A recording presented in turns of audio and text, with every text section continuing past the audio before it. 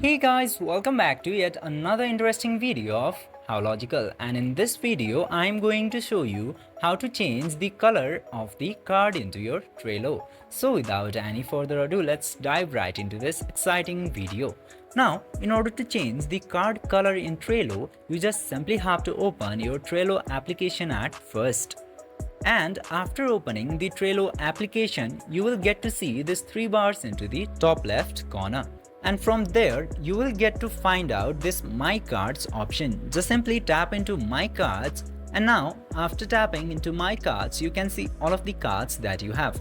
Just simply select the card which you want to change color to, and after that you will get the option of three dots into the top right. Tap into that, and now you just simply have to tap into this cover option here, and after tapping into that cover option, it will give you so many options into here.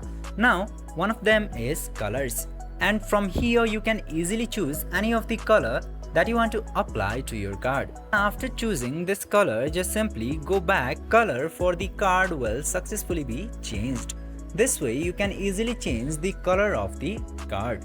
I hope this video was helpful for you. If yes, don't forget to like, share and subscribe to the channel to never miss another update. Thank you for watching the video.